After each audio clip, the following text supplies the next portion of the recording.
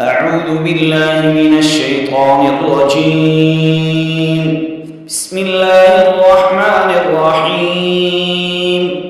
ومن الناس من يتخذ من دون الله أندادا يحبونهم كحب الله والذين آمنوا أشد حبا لله ولو يرى الذين ظلموا إذ يرون العذاب أن القوة لله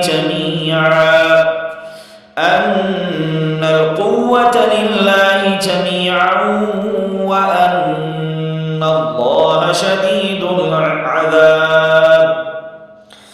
إذ تبرأ الذين اتبعوا من الذين اتبعوا ورأوا العذاب وتقطعت بهم الأسباب. وقال الذين اتبعوا لو أن لنا كرة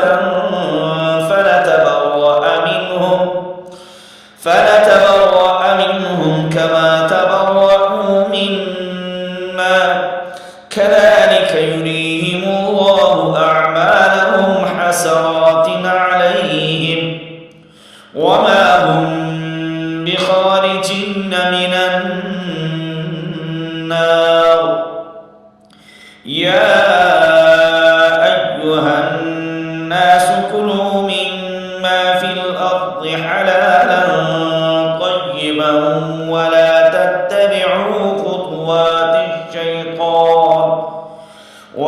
تتبعوا خطوات الشيطان إنه لكم عدو مبين. إنما يأمركم بالسوء والفحشاء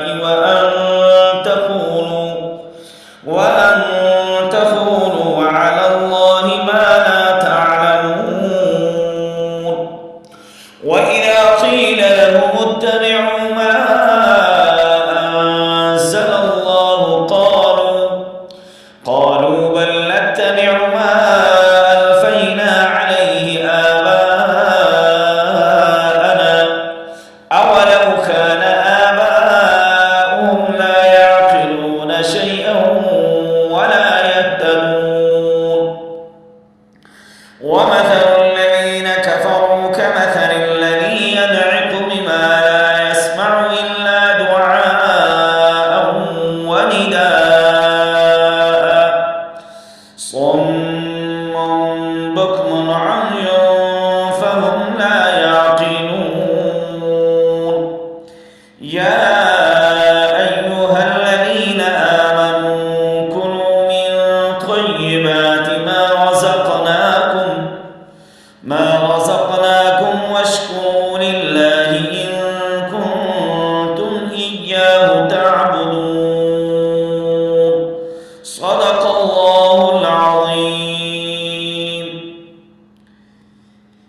जितने भी मेरे देखने सुनने चाहने वाले साथी हैं उनसे इल्तिमास है, गुजारिश है कि वो एम बाबू तनूरी इस्लामिक स्टूडियो को ज़रूर सब्सक्राइब करें और बेल आइकन वाले बटन को प्रेस ज़रूर कीजिए ताकि आपके पास हर नई आने वाली वीडियो आपको पहुंच सके। अस्सलामु अलैकुम।